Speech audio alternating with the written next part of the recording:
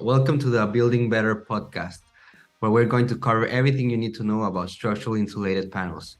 Thank you for joining us for our second episode. Today, we're going to talk about energy efficiency and high performance enclosures. What's R value? Do I really save money on my electricity? What is a net zero ready home? All of these questions and more are going to be answered here today. If you know little or a lot about SIPs, or even if you don't know anything about it, don't worry. We're here to teach you all and make it simple for you. My name is Gabriel Grossman. I'm your host, and today we have the honor of having another SIP pioneer with us. He has an incredible track record focusing on sustainability in construction, among other expertise, and has served on boards and committees focusing on sustainable building, including the Sustainable Building Industry Council, and is the executive director of the Structural Insulated Panels Association, also known as the SIPA. He is dedicated to educating professionals on sustainable materials in the construction industry. Please welcome Jack Armstrong. How are you, Jack? I am well, thank you. And I'm glad to be like the second one on your inaugural podcast. That's terrific. I appreciate the invitation today. Or Jack, thanks for the time. So why don't we start with a very broad question that most of our listeners are interested in is what really is energy efficiency? What really makes a home be energy efficient? That's a great question, and people talk a lot today about this. And energy efficiency sometimes is nowadays related a little bit to is it energy efficient? Is it carbon efficient? Is it resource efficient? Is it healthy to live in? All of that is kind of wound in today on is it comfortable? Is it healthy? So really, from the metric of insulation and structure goes, an energy efficient home is a home that doesn't use more energy than it should. And hopefully, it's an energy efficient home that is well in advance of whatever the minimum code requirements are for buildings. And certainly there's what we call, Gabrielle, these model energy codes. And model energy codes were developed kind of in the early 1970s after the big OPEC oil crisis. And then kind of we started really getting serious about them in the middle, say, early 2000s. And so we have what's called this IECC, this energy, let's see, IECC, Energy Efficient Code document that's created every 3 years. And the Department of Energy certifies this IECC. Right now, we're on the IECC 2021 code. And that's kind of the minimum building legally allowed by law to be constructed. The only thing is, individual states and individual cities and municipalities can decide whether they're going to adopt that building code for their jurisdiction or not. And so when you're building and constructing, some towns might be on the 2009 version of the code. Some people might be on the 2012 version, the 2015. But in general, so today's code, the 2020-21 code, probably only about 25% of the states are on that. And it's kind of the benchmark, the most energy efficient code, you might say. And I don't expect really that codes are going to get much more difficult than that. But the good news is that SIPs and structural insulated panels can get you to meet that code, whatever code you're on. And so energy efficiency, to go back to your question, is hopefully having the smallest energy bill that you can have so you have more money to spend on good, important things. So hopefully that helps a little bit. Yeah, that's very clear. Thank you, Jack. Also, I wanted to talk a little bit of how we measure energy efficiency because there is both the R value, but also something that's very important is the air tightness of the structure, right? So how is this R value and air tightness of a structure measured to result in achieving the compliance of these local codes in the IECC? Exactly. So this International Energy Conservation Code, I finally remembered the acronym. So they introduced back in 2009 this idea of starting to think about air leakage rates.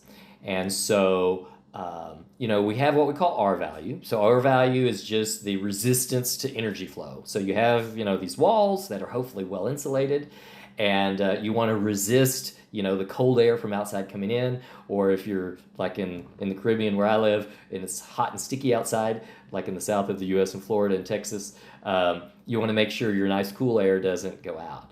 So that R value, or that resistance to R value, is what we measure.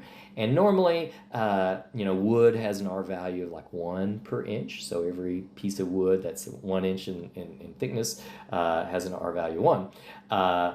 Insulations are typically around 4 inches. So expandable polystyrene foam, R value 4 per inch, or things like cellulose, blown in cellulose, which is ground up newspapers, or fiberglass bat.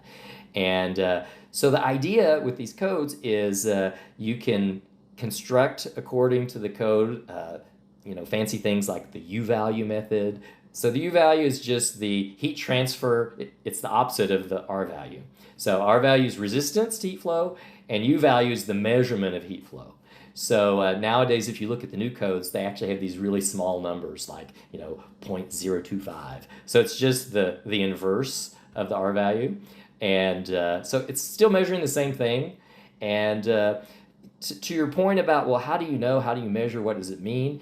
There are a lot of metrics that'll say, wow, how many 1,000 BTUs of energy are used per square foot of your house, or how many kilowatt hours per square meter of your house or building.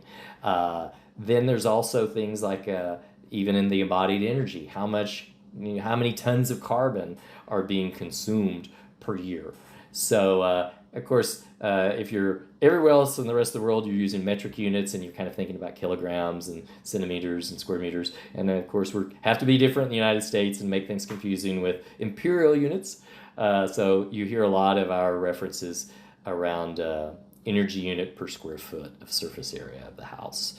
But kind of going to your other question around meeting code. So the code is prescriptive. And it says, gosh, if you're going to build a house, you can build it this way with a certain structure, a certain amount of layers of insulation, and you'll get a certain performance. Or you can meet code by what's called a calculated method, a energy modeling method, or a U value prescriptive layers wall method. And that's typically where SIPs shine. While SIPs are in the International Residential Code, the IRC, and have been since about 2009. The real power of using the code and being the most efficient is to use the performance method of the code, where you can do an energy model and you can say, oh, wow, I'm going to put a lot of insulation in my roof and maybe not as much in the walls, or maybe I'll put a lot in the roof and a lot in the walls and maybe some under the slab, but I can then buy less expensive windows. So you can kind of optimize, where you're going to save your money. And then there's this thing about air leakage rates, which are new. So how much is the air leaking out of your house? So we have this measurement. They call it air changes per hour. And you hire someone to come and do what they call a blower door test. And so typically they close all the doors and windows, and they close the air vents. And to the front door of the house, they install a fan, and they blow a fixed amount of air into the house. And they try to achieve a certain pressure. They try and pressure it up like when you blow into a balloon. And once you get to that pressure that you want, you see, well, how much air do I have to keep blowing into the house to equal that? And that's what they call this ACH 50, air changes per hour at 50 pascals of pressure. And so currently the code says if you're in a warm climate, you don't want your house to leak more than 5 times the entire volume of the house every hour. And if you're in the cooler climates, kind of the middle of the United States north, you're not allowed legally by law to leak more than 3 air changes per hour. So people are like, gosh, this seems like a random thing. Why do we do this? So this pressure equals about a 20 mile an hour wind blowing on your house, say 32 or 35 kilometer mile an wind. And so every time the wind blows on your house, all the little holes and the nooks and the crannies and the openings, it leaks out air. And so that's energy loss. It's also chances for you to have condensation, so you might get water that condenses, get mold and mildew. So it's just bad. In addition to, it's loud. And the bugs can come in, and the smoky can come in from the fires, and so that's why you don't want it. Yeah, and just to add to that, most of the air leakage that we see from houses are coming from the basements. Is that right, Jack? The basement and air leaks between what we call thermal bridges between the walls, and with the SIPA. Yeah. I mean that's right. So not all houses have basements. Sometimes though they're on like a crawl space where there's an open area underneath the house. Some houses are just the slab, the concrete slab, what they call slab on grade, and then they build the walls and the roof on top of that. But you're exactly right. And so this thermal bridging can come up from certainly the slab, but mainly the thermal bridging is, every time you have a 2x4 or dimensional lumber or light gauge metal steel in the walls, say in traditional construction every 16 inches, or if it's an advanced construction every 24 inches, that's a place where there's no position for insulation. So normally, if you build with stud construction, sticks construction, 2x4 construction, if you add up all of the wood in the walls, it's about 25% of the space in the hollow cavity of the wall is occupied by a piece of wood that only has an R value of 1 per inch. So that's what we call this thermal bridge or this short circuit. And then in between there, you can usually stuff in the insulation. SIPs, by example, there's no interior or very few interior supports, so the framing factor is 3% to 5%. So that leaves 95 to 97% of the cavity for nice insulation for energy efficiency. That's at 4 per inch. So that's why SIPs construction tends to be so much better than light dimensionally framed construction. And to add to that, when we're talking about R value, a lot of times people are just measuring the R value of a small 1 foot by 1 foot section, and they're not considering all these air leakage and energy loss spaces that at the end, that whole section R value could reduce by up to 40 or 50% once considered all these thermal breaks. So the R value is really not a good variable to measure the energy efficiency of the home. And that's where the code really comes in, and it's important. And we talk a lot about what we call the whole wall R value, or the opaque value. So you add in, all the sins and the skeletons of the deficiencies of the wall. So it's not just the theoretical best part in between where the insulation is. It's really calculating all these thermal bridges and all these leaks. And when you say do testing like we have done at the Structural Insulated Panels Association at SIPA with the government labs, whether it's Oak Ridge National Labs in Tennessee or the Pacific Northwest Labs up in Washington State, you really understand that the SIP wall produces about 2 times the resistance value than a traditional wall. So a 6.5 inch wall easily gets 21, 22 R value if you calculate everything, whereas the similar stick wall with fiberglass bat is only about 11. So you're getting almost 100% more insulation in a SIP wall than you are in a insulated. And to that point, Jack, how much energy could you save within a SIP home? Oftentimes we actually talk about a 50% savings. And so compared to traditionally older style homes. So part of it is because of this air leakage. So, when we were talking about air leakage before the 2006, nobody ever measured this air leakage. So a regular home may have an air leakage rate of 25. Maybe if it was built in the last before 2000, maybe it has an air leakage rate of only about 15. And today's code says, gosh, no more than 5, and really in most parts of the country, no more than 3. And a SIP wall is such a tight construction, the way we seal it, and it's taped, and there's so few joints that you can easily get below 1 air change per hour, and even to these super high levels, like say the Passive House standard, which is 0.6 air changes per hour, which is really, really a nice, tight, quiet, comfortable home. And now that we see more of these codes getting stricter and incentivizing the people to build to a higher energy efficiency, what incentives do we see the government giving for this type of construction? this has really been a great couple of years in the incentive category. There have for over 10 years been what we call a suite of tax credits called the 25C tax credit, the 45L tax credit, and the 179D tax credit. These are references in the IRS code. And the problem is, in former years, sometimes you'd have them and they'd be authorized for 1 or 2 years and then they'd expire. And then Congress would go back maybe in a year or two and bring them back again. So now what happened with the latest round of incentive, this Inflation Reduction Act that passed a few years ago, there's 10 years, for the next 10 years, these tax credits are going to be in effect. So it really behooves and makes sense for all the builders and the homeowners and the developers to really understand these tax credits. So to give you an example, and first of all, it's a lot of alphabet soup. So feel free to go to our sips.org website, and you can go under news and events, and there's a blog.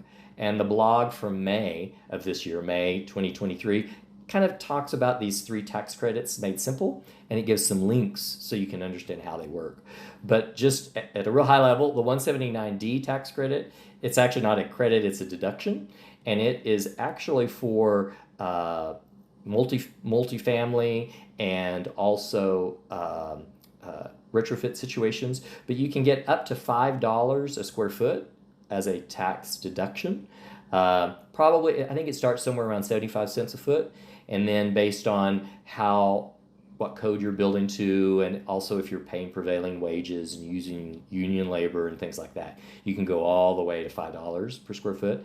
So that's the deduction. But on the tax credit side, there's the 45L new home builder tax credit. And so that one essentially is around, if you build an Energy Star home, you can get $2,500 per housing unit as the builder or as the homeowner, that credit. Or if you build to the highest level standard for the Department of Energy, their zero energy ready home level, you can get up to $5,000 as a tax credit. So as a builder that's maybe building 10, 20, 30, 50, 100 homes a year, $5,000 per home, or even if it's just an Energy Star home at $2,500, is still some serious money. So all of those are available to people. The Energy Star program is not a difficult program to do, and SIPs, certainly from the thermal envelope, gets you, half of the way there. You still have to use things like Energy Star appliances and windows and that. But so that's kind of the good days of the money, the free money. And what about the Zero Energy Ready Home program that you mentioned? What is required to achieve that level of efficiency? Yeah, so that's kind of like the gold standard, the premier standard. So in order to do a zero energy home compliance path, you automatically have to build the home as an Energy Star home. So you're going past the Energy Star level. And then you're also having to pass the EPA and the Environmental Protection Agency's Indoor Air Quality Plus program to make sure the air is really good quality inside the house. You have the mechanical ventilation. And then also you have to design it to where it's quote unquote a zero ready home. So in the world of zero energy construction, we use this thing. It's kind of like the miles per gallon for a car. We call it the HERS score, HERS, Home Energy Rating Score. And the HERS score is done by a company or a trade association called ResNet. And essentially, it's a 0 to 100 score. And 100 means you build to the level of what houses were back in 2006. So that's the index, the code. And then if you have a zero energy home, it's 0 on the scale. So to kind of give you a sense, the average HERS score of about 300,000 homes that were tested last year was, I believe, about 55. So you can see that's much better than the way homes were in 2006, about 50% better. And the average SIP home gets you kind of just starting at the beginning around about 40 to 45. And so what that means is you've reduced the amount of energy you're using. And so when you go to put on renewable energy, like solar power panels, you only have to make up the difference from that last bit from, say, a HERS home of 40 or 45 down to zero. So it significantly reduces the amount of money you have to spend on solar power. In fact, we always say in the industry, reduce before you produce. So reduce the amount of energy you're going to use in your home through good insulation and windows before you decide to produce your own energy with renewables. So reduce before you produce. Thanks, Jack. And all of this sounds like a no-brainer, but is there anything like our listeners should consider when designing a energy efficient, high-performance home? Does it require any additional maintenance because of that tight structure? Like I know that because the structure is so tight, it won't allow humidity to escape the house. So what should our listeners consider when they're designing their high-performance enclosures?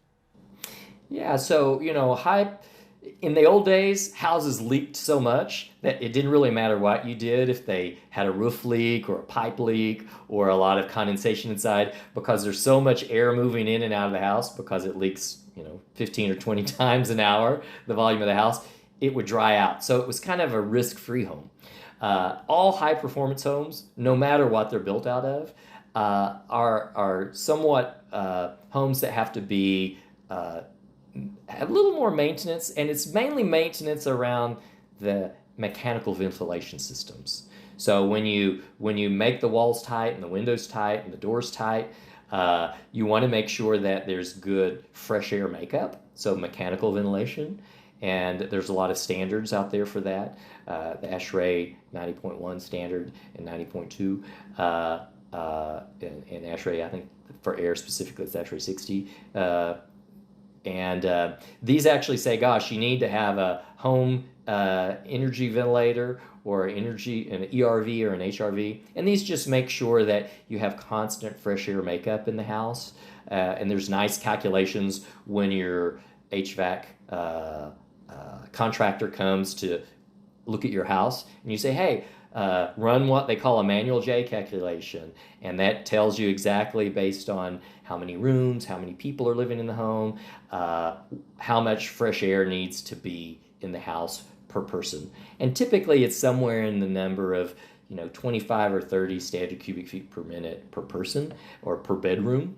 And also they want to make sure that you get humidity out of the house. So we're constantly breathing. If you're boiling and cooking, if you're using your washing machine, you're taking showers, there's all this moisture that gets in the house. So you want to make sure you have great ceiling fans or ventilation fans in the bathroom, good ventilation exhaust fans over the kitchen, because any combustion product, puts toxins inside the house. So whether you're cooking with gas or microwaving, food too long or making popcorn, those are things that you don't want to be breathing in.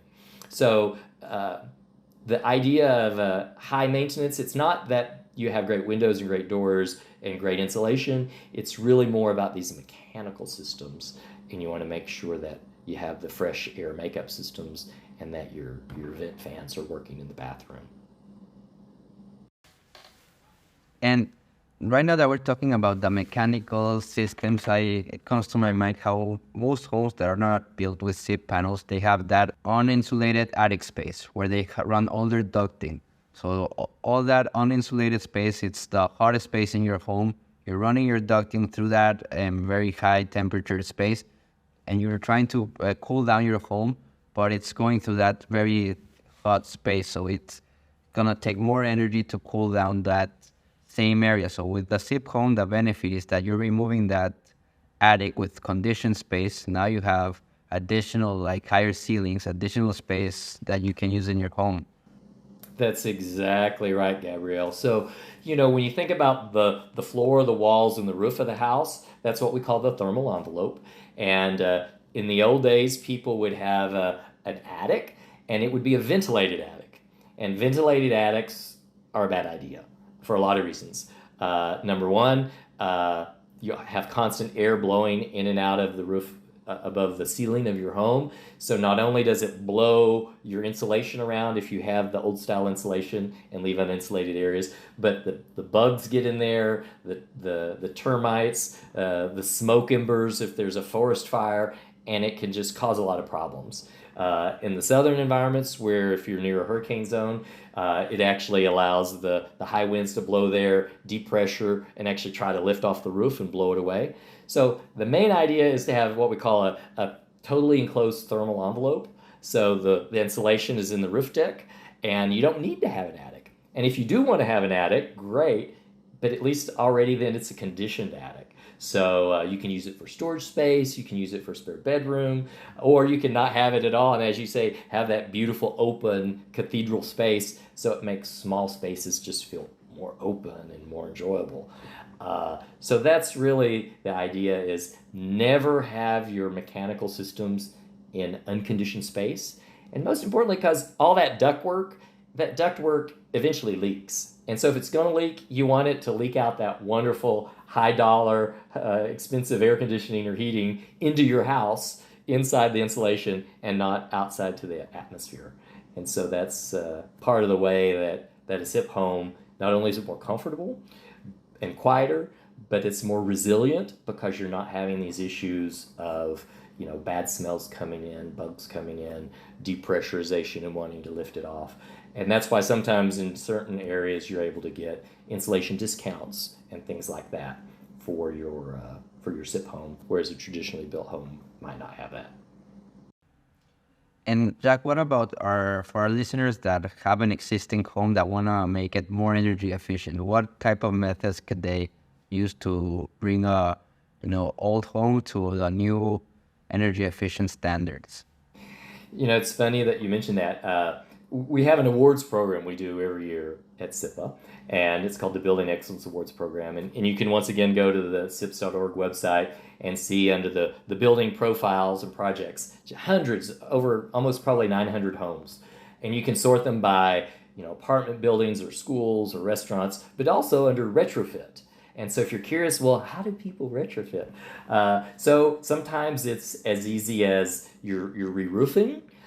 Sometimes if you're going to add on to an existing home, you just add on with SIPs. But also there are methodologies where instead of using an entire SIP, you can use what we call a nail-based panel or retrofit insulation panel, where it's a one-sided SIP. And you can actually just enclose the roof and the walls of the existing home with the one-sided SIP or a nail-based panel, and then add insulation that way. Many times on older homes, especially if they're timber frame homes and things like that, you just take off the old roof decking and you put SIP roof panels on the top, and you unventilate the attic, and that's a really great retrofit scenario, because the largest surface area of your home is really the roof. And so having great insulation in your roof and the strength and the quietness is really a less expensive strategy than maybe having to do the walls and the windows. Well, thank you, Jack. That's been very informative, and thank you for sharing all your knowledge with us. It's very helpful, and I don't know if you have some last words. Sure. What I would encourage people to do, the Structural Insulated Panels Association, SIPA, has been around for, since 1990. So soon 30 years or so, even more, 35. And so go to sips.org, sips.org. There's videos there. There are training manuals there. There are best practices there. Or you can go to our YouTube channel, Structural Insulated Panels Association YouTube channel, and you can see nice little video clips. We also have what's called our Building Education with SIPs training program. We call it the BEST training program, BEST, Building Education with SIPs training. And it kind of breaks down the steps one by one, and you can have an introduction, you can understand how to do, the design, the installation, the HVAC, the plumbing, the electrical. So all of that is really great, and it helps to educate yourself and make you feel more comfortable about it. And there's even one that's called Objections to SIPs. What are the 14 reasons why people say they don't want to build out of SIPs? And believe us, we've heard them all. And so we have a nice little objections section where you can hear all of the objections. You can look at them also on Instagram, or Facebook on the SIP page there. So, but better yet, great resources like yourself, SIPA members like Preflex, and the other 20 members that we have in our organization that make over 80% of all the structural insulated panels in North America, and have been doing it ethically and professionally and safely with high quality for many decades. So your best resource is someone like Gabrielle at Preflex, really understanding all their great experience over the years. Thank you, Jack. But we couldn't have done it with your great marketing, and that's how we first came aware about the SIPs and the importance about constructing to high performance. So we really appreciate all your hard work, and we will be for sure joining all of the SIPA meetings for the upcoming years and answering any questions our clients might have. Well, terrific. My pleasure. Anytime, Gabrielle, feel free to invite us back and we'll help educate some more. Appreciate it, Jack. And this concludes today's episode of Building Better. Please go follow us on Instagram at Preflex Buildings, where you can ask questions, interact with us, and see what we're up to every day here at Preflex. Thank you for joining us, and we'll be back next month with a whole new episode of Building Better. I'm Gabriel Grossman. I'll see you next time.